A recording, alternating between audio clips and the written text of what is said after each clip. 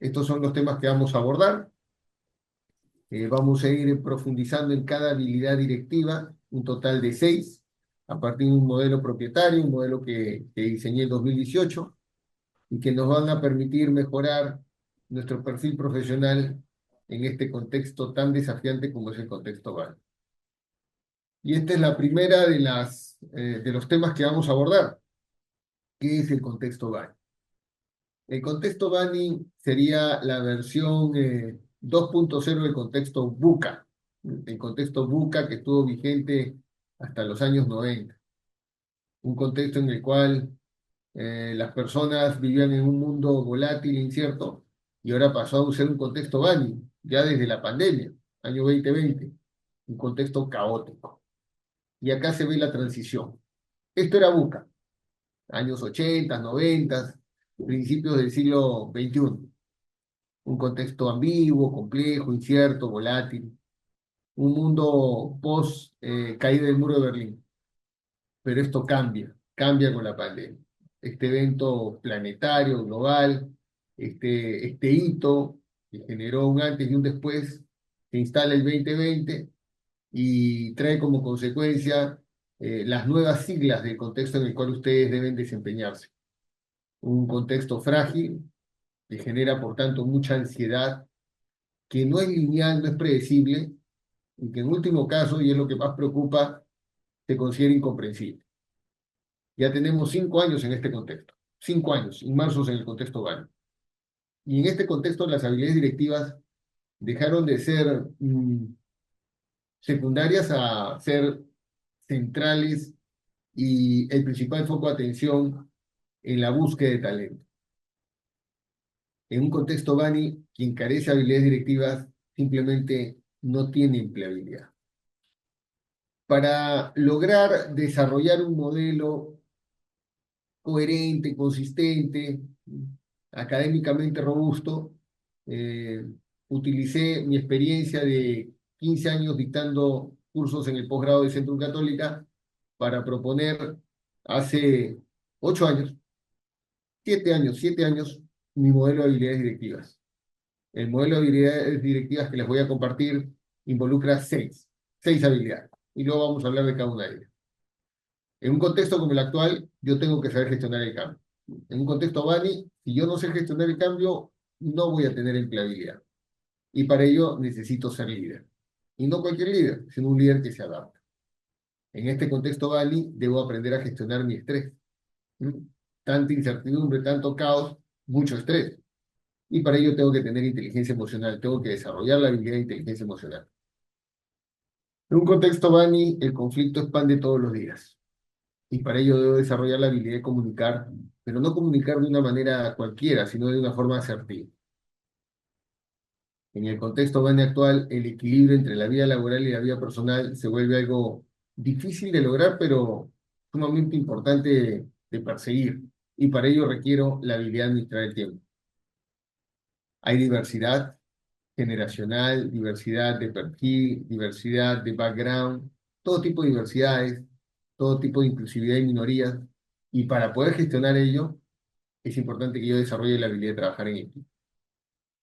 Y por último, inmersos en la era del conocimiento, inmersos en el mundo de los intangibles, el día de hoy participando de un webinar que tiene que ver justamente con conocimiento, debo desarrollar la habilidad de pensar críticamente. Vamos a hablar de estas 6 habilidades y recordemos cuáles son los impactos que tienen a nivel de la gestión, del cambio, del estrés, del conflicto, del equilibrio vida-trabajo, de la diversidad y también del conocimiento. Empecemos con el primero de los 6, la administración del tiempo, que me permite gestionar mi equilibrio vida-trabajo. ¿En qué consiste la administración del tiempo? Bueno, empezaríamos diciendo que las 8 horas de estudio de trabajo fueron determinadas científicamente para que nosotros tuviéramos 8 horas de vida y 8 horas de sueño. Es decir, cualquier régimen laboral o de estudio que sea las 8 horas atenta contra el sueño y o el disfrute de la vida. Así que voy a preguntar a través del chat a nuestro público presente a nivel nacional que me diga un estimado de las horas que le destinan vamos a decir a su sueño, ¿m? A dormir. Pónganme por favor en el chat de todo su tiempo, en las 24 horas del día, cuánta destinan al sueño. ¿M? Tenemos acá un promedio de 5 horas y media, 6 horas. No, ya, y está levantando el promedio con las últimas intervenciones. Digamos, tenemos entre 4 y 8 horas, yo diría que una media de 6 horas. ¿M? Fabuloso. Claro, hay valores que se alejan de este espectro, ¿no? Hay valores bastante bajos, pero digamos que una media de 6 horas. Ahora voy a cambiar la pregunta, si me permiten. Todos ustedes estudiantes, ciertamente. ¿Cuántas horas al día, en un día de clases, en un día de ciclo regular de estudios, es decir, de aquí a un par de semanas ya, cuántas horas destinan ustedes a estudiar? ¿Mm? Si destinan entre 4 y 8 horas a dormir, ¿cuántas horas destinan a estudiar? Muy bien, están ahí, muy bien. Vamos a tratar de sacar una media. ¿No? La media es menos de 6 claramente. Pareciera que es más cercano a 5, ¿no? Entre 4 y 5 horas al día estudiar. Claro, siempre hay picos, ¿no? Hay personas que se van con los valores extremos, pero retirando esos valores atípicos, encuentro que una media de 5 horas pareciera que es la que ustedes eh, emplean, entre 5 y 6 horas. Fabuloso. Entonces dormimos entre 6 y 7 horas y estudiamos entre 5 y 6 horas. Maravilloso. Ahora, ya no me responden por el chat, ya no lo hagan, pero ¿qué hacen con el resto de su tiempo? No, ¿qué hacen con el resto de su tiempo? No me lo responden por el chat, pero dense cuenta que si sumamos tanto las horas de estudio como las de sueño, bajo el entendido que estamos en una etapa en la cual debemos estudiar, somos becarios, tenemos que estudiar, les está sobrando medio día, ¿eh? Medio día. Así que la pregunta es, ¿qué vamos a hacer con ese mediodía? ¿Cómo vamos a optimizar el uso de ese mediodía para que sí nuestra vida esté debidamente balanceada? Ahora les voy a compartir dos herramientas, dos enfoques, dos técnicas, y así va a ser el resto de nuestro webinar.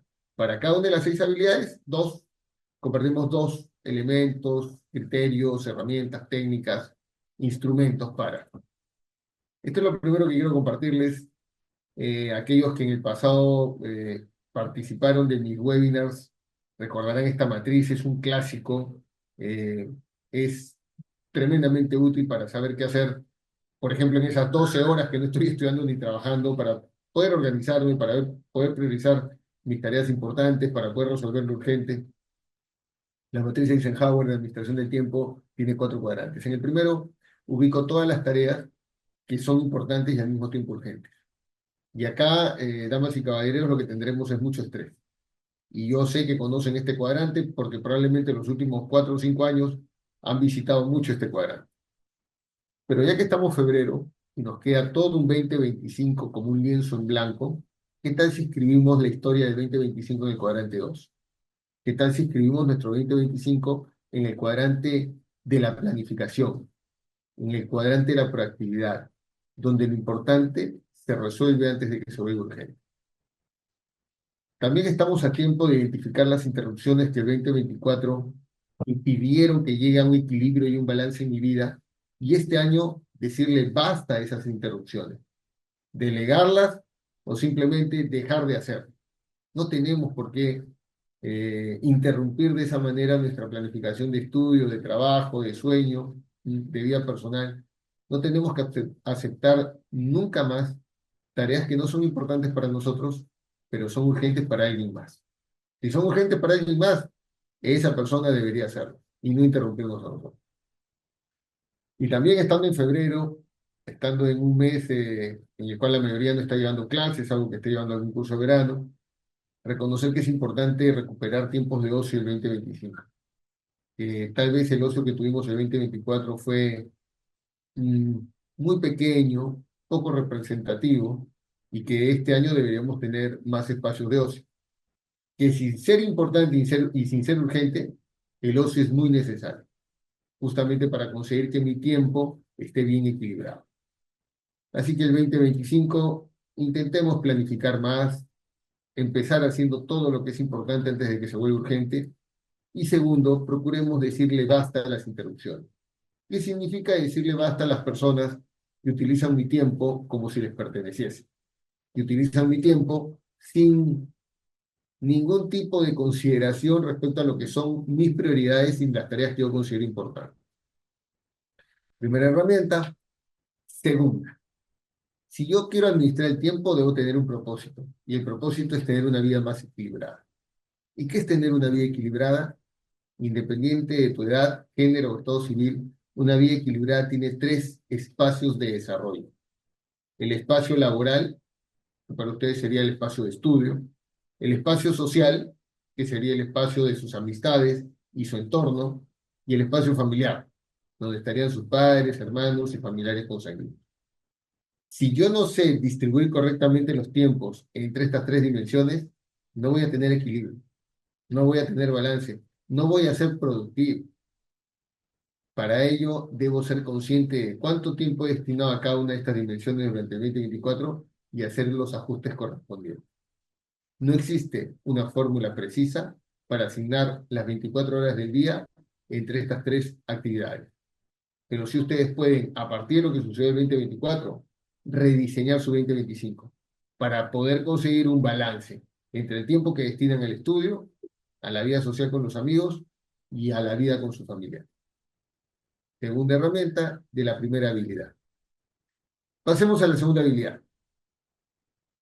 Gestionar las emociones personales y gestionar las emociones de los demás.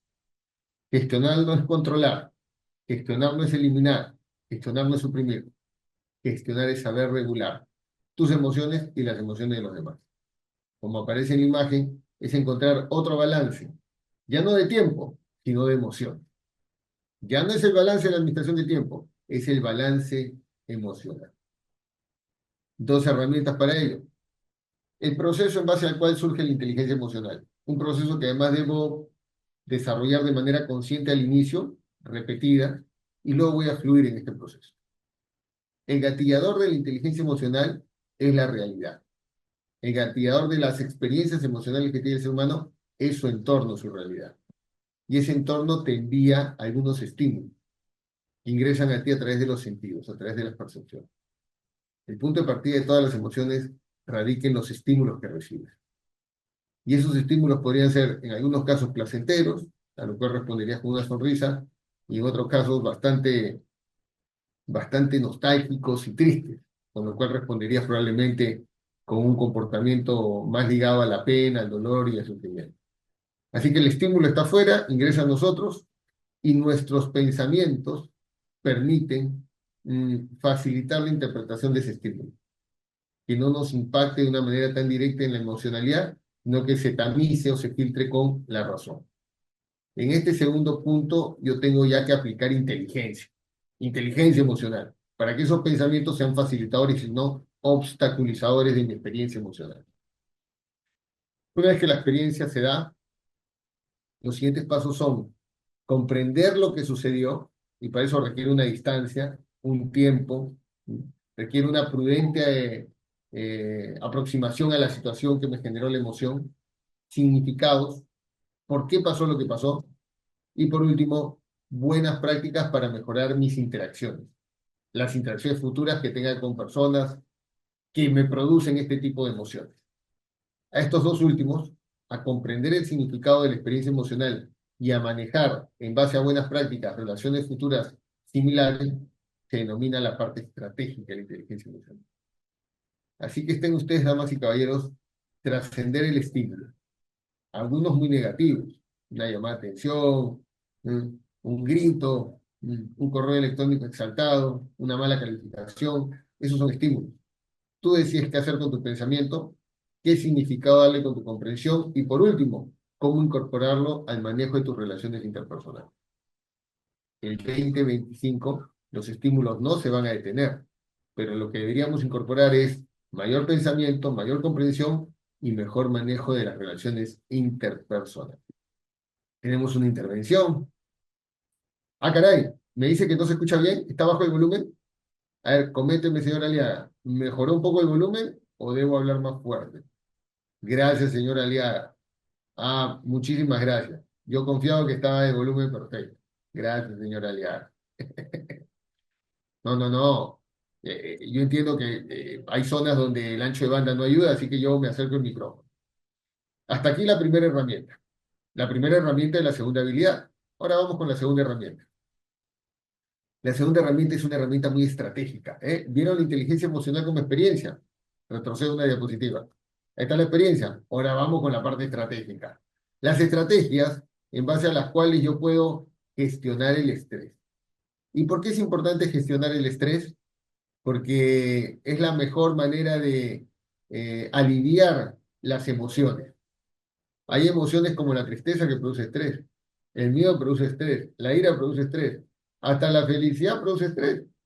Entonces, cualquier emoción podría ser el detonante de una situación de estrés. ¿Qué tengo que hacer yo? Afrontarlo. ¿En base a qué? A mi inteligencia emocional.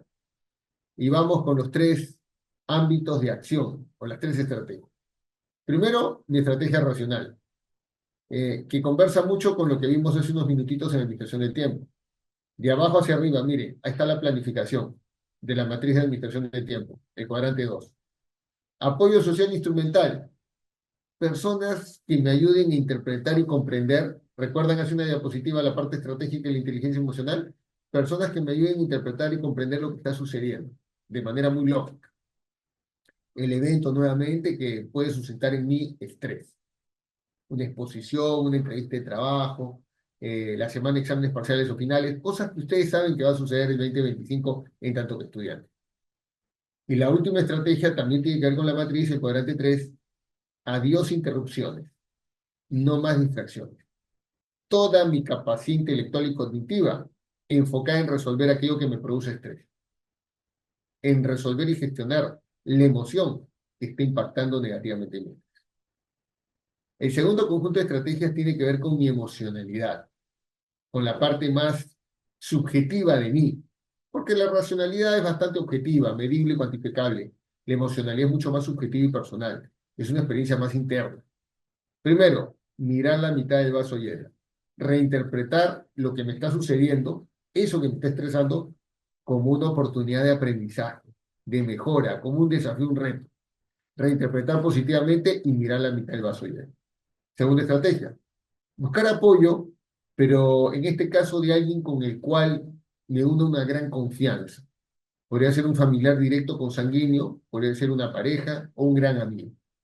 Confiar en ellos como un apoyo para resolver el estrés desde una perspectiva emocional. Y lo último es disipar el estrés desde una mirada más liberadora, ¿no? Hacer catarsis, desahogarme, generar espacios donde yo pueda botar todo lo que tengo dentro, todo lo que me está cargando negativamente como estrés, y poder sacarlo de mí. Fabuloso. Lo que deberíamos evitar el 2025 es ponerme una venda en los ojos y decir, yo no estoy estresado, los exámenes no me estresan, los cursos difíciles no me estresan. Esta etapa de mi carrera profesional o la búsqueda de una práctica no me estresa. O sea, la desconexión, la negación o simplemente el humor son conductas que me alejan del estrés, pero que no lo resuelven. Las estrategias racionales y emocionales sí resuelven el origen de ese estrés, sí atacan el estresor. Esta segunda herramienta, este segundo instrumento para gestionar tu inteligencia emocional es tremendamente útil en esta etapa de sus vidas. Damas y caballeros, ustedes estudiando con la exigencia académica, siempre hay una exigencia además de naturaleza no académica, vinculada al tema de los pagos, al tema económico, al tema de la búsqueda de trabajo. Recuerden, por favor, las dos primeras estrategias van de la mano, racional y emocional. La última estrategia, la evasiva, no se debe aplicar. Con esto habríamos concluido nuestra segunda habilidad. Vamos con la tercera. Para esta tercera habilidad, tengo que saber administrar el tiempo, habilidad 1, y tengo que saber gestionar mis emociones, habilidad 2. Para esta tercera habilidad, requiero la 1 más la 2, un comunicador de naturaleza asertiva. Y acá vamos a describir cuáles son las etapas de un mensaje o comunicación asertiva. Lo primero que es un comunicador asertivo es guardar silencio y escuchar. Y esto es algo que tal vez cuando uno es joven resulta difícil de hacer. Pero es importante que este año procuremos en ciertas ocasiones, más que hablar, escuchar. Y escuchar con los oídos, pero también escuchar con los ojos la comunicación no verbal. Porque la escucha activa es eso, es el 100% escucha, por los oídos y también la gestualidad por los ojos. Una vez que he concluido la escucha, o que he destinado tiempo y emociones a escuchar, me toca hacer preguntas. Mi comunicación, antes que afirmar algo, debe formular preguntas. Preguntas que generen un vínculo o lazo con mi interlocutor. Preguntas que además generen una respuesta reflexiva, de análisis, de profundización. Por eso se llaman preguntas poderosas, porque no se pueden responder con un simple sí o con un simple no. Requieren una elaboración y una reflexión. Ya te escuché, ya te hice algunas preguntas para tener claro tu punto de vista.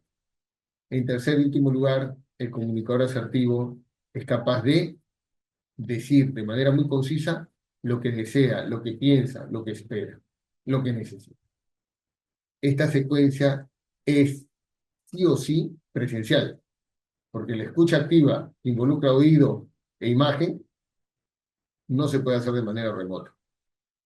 Esta comunicación es breve, no es muy extensa y requiere una correcta administración del tiempo, ahí está el orden de cada una de las etapas, y una correcta inteligencia emocional, para evitar que todo sea distorsionado por nuestro estrés, por ejemplo, ¿no? Comunicar estresado distorsiona totalmente este esquema. Primera herramienta de la tercera habilidad, comunicación asertiva. Voy a trasladarlo a ver a una pequeña pregunta. De estas tres etapas, en sus comunicaciones habituales, ¿cuál es la que normalmente se saltea? No realizan o no desarrollan, no le incorporan dentro de su mensaje. ¿Cuál de estas tres? ¿Es la escucha activa? ¿Es la pregunta poderosa o es la autoexpresión? Tenemos ya una primera respuesta interesante. Tenemos varias respuestas que coinciden con que el elemento 2, el paso 2, las preguntas poderosas, podrían ser, podrían brillar por su ausencia en nuestro mensaje. Algunos incluso hablan de la autoexpresión, pero creo que hay una mayoría que se está orientando al tema de las preguntas poderosas. Así que un par de reflexiones sobre las preguntas poderosas. Perdón, la primera reflexión es, no se trata de preguntar lo obvio, ¿sí? Se trata de preguntar en base a lo que he escuchado. ¿Sí? Bien. Alguien que sabe preguntar es porque primero escuchó, con mucha atención. Escuchó con los oídos la parte verbal y escuchó con los ojos la parte no verbal, los gestos, los movimientos, los tips. Si yo tengo una escucha activa, las preguntas fluyen en mí. Preguntas que requieren una respuesta elaborada. Preguntas que no se responden con un simple sí o un simple no. Preguntas poderosas. Así que recuerden, el beneficio de saber preguntar es que vas a recuperar todo lo que escuchaste. Y tus preguntas van a ser construidas, fraseadas o verbalizadas en base a los términos claves de lo que escuchaste. Alguien hacia el final me comenta que lo que le falta es escucha activa. También algunas recomendaciones. Para escuchar activamente a alguien, tienes que prestarle atención. Tienes que considerar que lo que dice es valioso e importante. Si tú no prestas atención y no consideras valioso e importante lo que el otro dice, no vas a escuchar activamente. Además, se requiere alguien muy pendiente de la gestualidad, de la voz, de la cadencia al hablar, no solamente la palabra. Que escucha activamente tiene esa rigurosidad de observar, hacer pausas, saber en qué momento no hablar para tener un mejor diagnóstico del perfil de su interlocutor. Acá tengo una pregunta interesante. ¿La escucha activa será quien nos ayuda a formular las preguntas poderosas? Es correcto, señorita Nima. Si yo no escucho, mis preguntas van a ser genéricas que se responden con un sí o un no. Si yo escucho, voy a incorporar elementos y términos claves, palabras claves, a mi pregunta, con lo cual voy a requerir de mi contraparte, de mi interlocutor, mayor reflexión, análisis, profundización, elaboración para responder esa pregunta. De ahí que este orden se tiene que respetar y este orden es materia de lo que ustedes tienen que incorporar a sus mensajes en 2020. Por ejemplo, antes de preguntarle algo al profesor en clases, hay que escucharlo. Cómo dice, cómo lo dice, qué dice, cuándo lo dice. Luego, que mis preguntas requieran un desarrollo por parte del profesor, que no se respondan con un sí o un no. El profesor, cada vez que yo levante la mano, debería estar preparado para tener que responder incluso usando la pizarra. Y por último, y habiendo entendido todo lo anterior, me correspondería dar mi punto de vista. Pero es al último, siempre al final. La comunicación asertiva se apoya mucho más en las habilidades de escucha que en las habilidades de verbalización. Es más importante escuchar que autoexpresarse. ¿Qué tiempo destino a cada una de estas etapas? 60% del tiempo escucho. ¿Qué tiempo destino a las preguntas poderosas? 30% del tiempo pregunto. ¿Qué tiempo destino a mi autoexpresión? 10%. Poco tiempo. El comunicador asertivo habla muy poco, muy poco. Básicamente escucha y pregunta, escucha y pregunta, escucha y pregunta. Bueno, la autoexpresión es ya el mensaje que yo quise transmitir desde un inicio. El comunicador plano, el comunicador agresivo, se autoexpresa, se autoexpresa, se autoexpresa. No le interesa escuchar ni preguntar. Pero el asertivo sí, y en ese orden. Escucho, te pregunto y finalmente digo lo que vine a decir. Primera herramienta. Segunda herramienta. ¿Para qué comunicar asertivamente? Para resolver los conflictos. ¿Y de qué manera puedo resolver un conflicto? Negociando. El 2025 debería intentar negociar más. Para ello, me preparo. ¿Qué objetivos persigo en esta negociación? ¿Qué estrategias voy a utilizar? ¿Qué tácticas voy a aplicar? Luego, desarrollo la negociación. Y ahí tengo que identificar cuál es mi estilo para negociar. Presento yo alternativas y brindo argumentos. El desarrollo requiere ciertas habilidades que la preparación no requiere y viceversa. Una negociación se apoya mucho en el tiempo de preparación y luego en el tiempo de desarrollo. No apresurarse, tomarse las cosas con calma, ser bastante ecuánime, establecer un vínculo con el interlocutor en la negociación. Al final, toda negociación concluye con acuerdos o desacuerdos. Si se llega a un desacuerdo, es un resultado de la negociación. Además, debo estar dispuesto a ceder, a conceder, a ser flexible. Si no, mejor no me siento a negociar. Y por último, debo ser autocrítico. ¿Qué hice bien? ¿Qué me faltó hacer bien? Quien sabe negociar, damas y caballeros, tiene una ventaja respecto a todos los demás profesionales. El saber negociar te abre puertas, te abre puertas. Aprendamos entonces a negociar en base a este modelo de 3 etapas. Cuarta habilidad, pensar críticamente. ¿Para qué? Bueno, para renegar criticonamente, no, no, no, no. Acá crítico es sinónimo de importante, central y fundamental. Como cuando uno habla del factor crítico de éxito de una empresa, y ahí crítico es sinónimo de fundamental, central e importante, igualito acá. Es el pensamiento central, fundamental e importante. Y la herramienta que les voy a compartir es la que yo siempre he trabajado en mis talleres y cursos de pensamiento crítico, y que alguna vez también, o más de una vez, he compartido con los becarios de Prodave. Antes de tomar una decisión, piensa críticamente y respóndete la primera pregunta.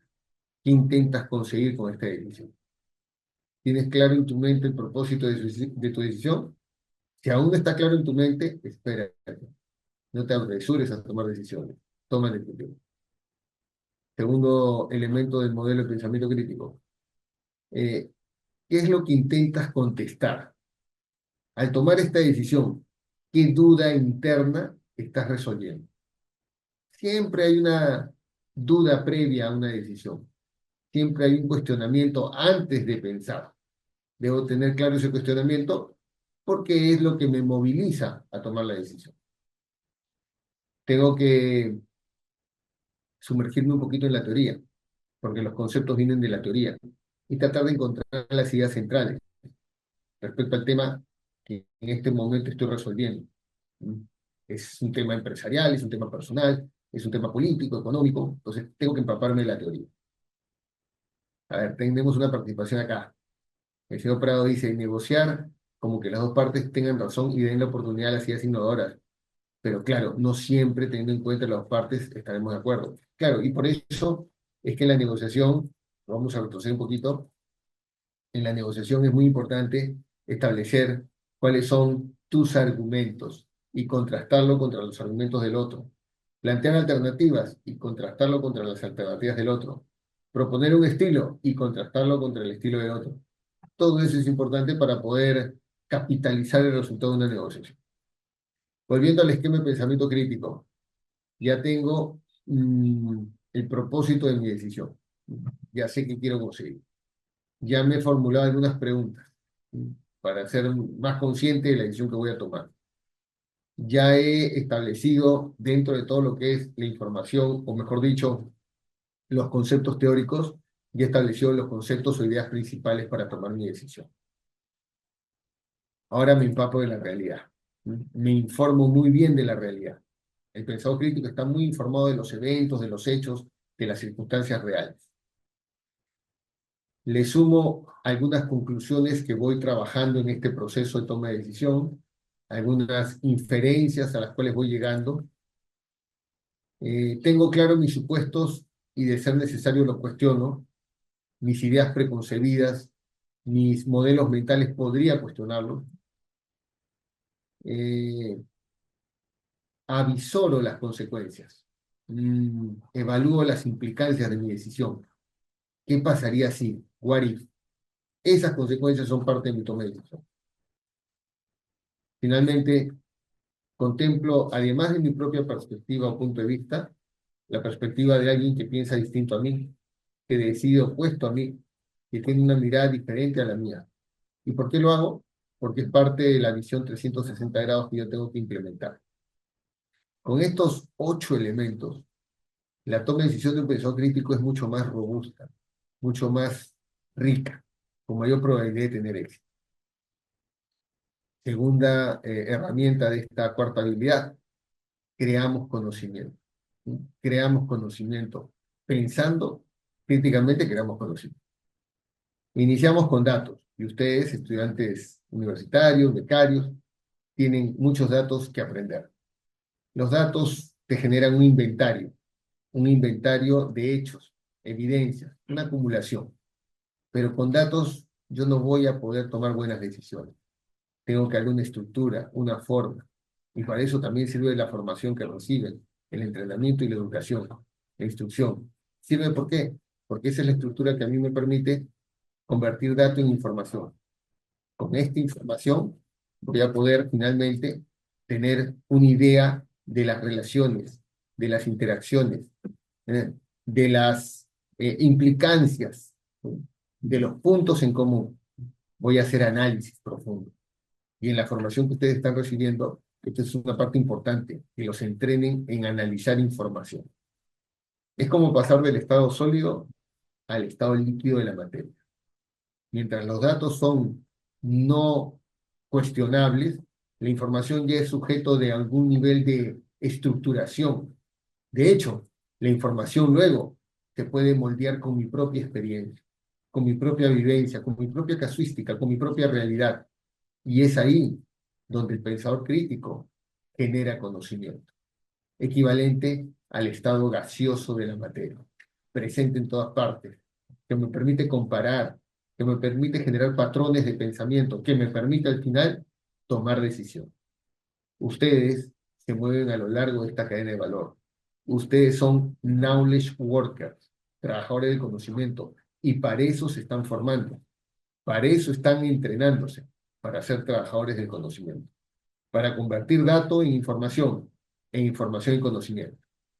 ¿Qué es lo que conduce o la habilidad que camina a lo largo de toda esta cadena? Es la habilidad de pensar críticamente. Segunda herramienta de nuestra segunda habilidad, perdón, segunda herramienta de nuestra cuarta habilidad, ahora vamos con la quinta, la penúltima habilidad directiva, trabajar con otros, trabajar en equipo. Debemos reconocer quiénes somos en el equipo, qué rol cumplimos, cuál es nuestra función. Somos aquellos que organizamos la labor de nuestros compañeros en la universidad, en el aula, en las clases, en el instituto. Somos aquellos que nos documentamos, vamos a la biblioteca, estudiamos mucho. Somos aquellos de los que hacemos las bromas, las ocurrencias, integramos la camaradería, somos aquellos que aportamos ideas, e ideas realmente innovadoras. Somos aquellos que aportamos nuestra experiencia sobre un tema en particular. Somos tal vez el integrante del equipo que es muy exigente y perfeccionista. Somos aquellos que impulsamos y entregamos motivación y energía al equipo para que haga la tarea. Somos los que nos remangamos las mangas y hacemos el trabajo que requiere el equipo de estudio, el equipo de proyecto, el equipo del curso. No somos aquellos que estamos administrando los tiempos, manejando los deadlines, muy pendientes de los cronogramas y los plazos para entregar a tiempo y puntuales lo que nos han pedido como equipo. Porque en todo equipo, damas y caballeros, ustedes van a encontrar personas que destacan por su perfil social, otras que destacan por su perfil mental y finalmente aquellos que destacan por su perfil ejecutivo y de acción. Un ser humano podría cumplir dos de estos tres grandes roles: ser social y mental y no ser tan acción, o ser acción y social pero no ser tan mental. Podría cumplir dos de estos tres grandes roles y necesitaría al menos alguien más para poder cumplir con todos los roles aquí mencionados. De hecho, en un caso más genérico, acá tienes a 9 seres humanos trabajando, que de eso trata el team working o el trabajo en equipo, la capacidad de complementarme con otros y ser en conjunto mejores que de manera individual. Aprender esto en la etapa académica universitaria es importante porque en el trabajo es la única manera de seguir creciendo. Y en un contexto Bani es la única forma de seguir siendo empleado. Segundo enfoque, segunda herramienta, segundo aporte para esta quinta habilidad, la diversidad en un equipo de trabajo. Y me voy a enfocar en una diversidad que además nos atañe a todos, que es la diversidad generacional, la diversidad de edades. Ustedes deben tener profesores y eventualmente van a trabajar con personas o tener familiares directos que están en el rango de 61 a 80 años de edad. Trabajar con estas personas genera mucho aprendizaje respecto a sus estilos, a sus formas y sus maneras. Han llegado a un nivel de madurez en su vida académica y personal. Y tienen un sentido de autotrascendencia, enseñan, dejan un legado, son mentores y son conservadores. Hay que respetar eso. También puede ser que dentro de tus equipos, en el ámbito académico, hay profesores, en el ámbito laboral, en tus prácticas, hayas conocido, y dentro de tu familia también, ¿por qué no?, personas en ese rango de edad, de 46 a 60 años. Están en una etapa de consolidación de su vida académica, consolidación económica, consolidación personal. Están muy orientados a metas. Yo estoy en ese rango de edad, estamos sumamente orientados a resultados y metas. Y por tanto, nos caracteriza nuestro pragmatismo.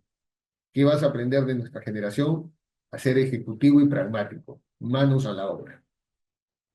Luego tenemos una generación con la cual ustedes comparten aulas porque son sus profesores, compartirán trabajo porque van a ser sus líderes, sus directores, gerentes en empresa, y por supuesto también comparten hogar porque en ese rango de edad probablemente estén sus padres. Con esta generación el aprendizaje es codo a codo, lado a lado, aprendemos juntos. Además, han desarrollado, más que las generaciones previas, esta generación millennial, entre 31 y 45 años, ha desarrollado mucha conciencia social, mucho sentido de servicio al prójimo. Y al igual que las anteriores, que se caracterizan los boomers por ser conservadores y los X por ser pragmáticos, los millennials se caracterizan por ser incrédulos, escépticos, contestatarios, saben refutar y saben llegar al origen o naturaleza de las cosas. Son sumamente cuestionadores. Tenemos una participación, una vez más, del señor Prado. El trabajo en equipo siempre es bueno, pero en ocasiones no siempre vamos a tener razón. A veces podemos discutir, pero en mi opinión siempre tenemos que encontrar una manera de entendernos, porque siempre al no comprendernos nos podríamos dividir o tener algo en contra que que pueda llevar a la empresa a la quiebra. Claramente, el mejor ejemplo, señor Prado, es lo que estamos viendo en pantalla, ¿no? Entre estas generaciones podría haber fuertes diferencias, falta de entendimiento, falta de comprensión. Pero recuerden que acabamos de ver hace un rato comunicación asertiva para resolver conflictos y antes de eso, inteligencia emocional para gestionar el estrés. Estrés producto, por ejemplo, esta diferencia. Las habilidades previas del diamante de habilidades directivas contribuyen a mejorar y potenciar las habilidades posteriores, como por ejemplo la de trabajar en equipo. La característica que acá se establece como diversidad, señorita Diana Viña, es el año de nacimiento, efectivamente. Entonces, la persona responde a una generación en base a su año de nacimiento. Y lo que tiene usted acá son las edades al 2025. No he puesto el año de nacimiento, de frente he calculado la edad al 2025. Y he dejado para el final la generación en la cual ustedes están. Todas y todos ustedes pertenecen a una generación que nació de 1995 al 2010, es decir, la generación centennial. Ustedes están en una etapa de descubrimiento, de descubrimiento personal, pero también descubrimiento académico, descubrimiento profesional, descubrimiento en todo el sentido de la palabra. Son una generación que aprende a una velocidad impresionante, que tienen una capacidad de aprender solos que las generaciones previas hemos perdido. Tienen ese atrevimiento, tienen ese ímpetu, tienen esa tolerancia al riesgo para aprender solos y equivocarse y volver a aprender. Y la característica de ustedes, damas y caballeros, es su mindset innovador, su mente innovadora, su mente disruptiva, su mente creativa. ¿Tenemos otra participación? Ah, bueno, no, seguimos avanzando. Todos ellos trabajan en la empresa, todos ellos viven bajo el mismo techo, todos ellos participan de la actividad universitaria, todos ellos el día de hoy, bueno, no todos, de generación X en adelante, estamos presentes el día de hoy en este webinar. Otra vez me equivoque, y haya por ahí algún padre, madre de familia, algún abuelo, abuela, algún adulto mayor que nos esté escuchando, lo cual para mí sería también un inmenso honor. Porque debo decir algo, yo que soy generación X, todo lo que sé, se lo debo a un baby boomer, porque un baby boomer me lo enseñó. Así de claro, todo lo que yo sé, lo aprendí a un baby boomer porque él me lo enseñó. Sea en el ámbito familiar, sea en el ámbito académico, sea en el ámbito social. Así que quien habla es producto de todos los baby boomers que contribuyeron con mi desarrollo y crecimiento. Y termino con el liderazgo. Sexta y última habilidad para afrontar un contexto BANI, para tener éxito en un contexto BANI, para que ustedes, profesionales del siglo XXI, tengan éxito en un contexto BANI. Es ser líderes. Ser líderes. Pero ya no los líderes transformacionales, transaccionales, autoritarios, democráticos. No, no, no, no. Este perfil de liderazgo, que además es propio de las generaciones más jóvenes. El perfil de líder adaptativo está tipificado para los jóvenes, para aquellos que nacieron después del año 95. ¿De acuerdo? Ese es el perfil. Características de este líder. Primero, se interesa mucho por sus seguidores, por sus colegas y también por sus superiores. Se interesa por las personas. Este líder aprende. Y recuerdan, esta es una característica muy importante de la generación millennial y centennial. Aprenden, autodidactas, aprendizaje, creativos, innovadores. Tercera característica, este líder es un gran facilitador. Este líder conecta personas, conecta intangibles, brinda recursos. Este líder es un vaso comunicante entre las diferentes áreas y personas, entre las diferentes unidades. Y este líder cambia. Está adelante en el cambio, fomenta el cambio, promueve el cambio, dirige el cambio. Este líder, repito, es joven. Este líder no tiene mi edad. Este líder tiene la edad de usted. Este líder es joven por estas características que menciono en la diapositiva. Y acá hay una participación muy interesante y además maneja tecnología. Totalmente de acuerdo con la señorita Nima, su segunda excelente intervención.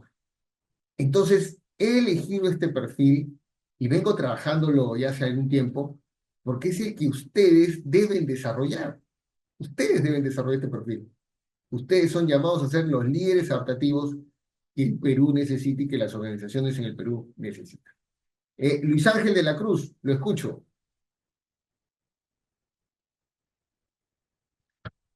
O continúo en todo caso. ¿Qué hacen los líderes cuando enfrentan el cambio? Acá tenemos otra participación de señor Prado. Tercera participación de Pedro Prado. Tienen que encontrarme un jefe que mande, sino un líder, exactamente. El líder maneja un equipo al futuro y avanzan juntos. Señor de la Cruz, si no, ¿le parece si por el chat? Bueno, permítame avanzar. El líder adaptativo es aquel que promueve el cambio, pero hay personas que se asemejan a esta puerta. Ustedes han conocido en su etapa universitaria y van a conocer en su etapa profesional laboral personas que son como esta puerta, cerrados, no quieren cambiar. ¿Cómo hago para que una persona que no quiere cambiar cambie, entendiendo que yo soy el líder y yo debo promover y liderar el cambio? Primero, lo hago a través de mucha educación y comunicación. ¿Qué tipo de comunicación? Asertiva. Ya lo acabamos de ver. ¿Qué tipo de educación? La que están recibiendo. La que están recibiendo como becarios. Segunda estrategia, lo hago parte del cambio. Lo subo al cambio, lo implico, lo comprometo con el cambio. ¿Cómo se hace esto? Trabajando en equipo. Lo hemos visto hace unos minutos, siendo parte de un equipo. Tercero, le facilito recursos y lo apoyo. Acabamos de verlo. Una de las características de un líder adaptativo es que es un facilitador de recursos. Te facilito recursos y te apoyo. Quiero que cambies, quiero que evoluciones, quiero que crezcas. Me siento a negociar con esa persona hasta que acepte el cambio. ¿Y saben dónde vimos eso? Hace unas cuantas diapositivas cuando hablamos de negociación. La negociación que se plantea aquí es de la que hablábamos hace unos minutos. Es una negociación que me permite involucrar, comprometer, participar, incluir en el cambio a las personas más resistentes. Y luego me doy cuenta que algunos aún no cambian.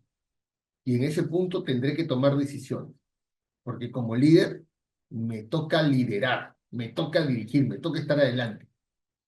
Tendré en algunos casos que generar una fuerza de nivel manipulativo, negociaciones suma cero para que esta persona cambie y o establecer ya sanciones y penas, coercionar, llamadas de atención, justamente para sacar a esta persona de su status quo, sacarlo de su zona de confort detrás de esa puerta y exponerlo a un contexto válido.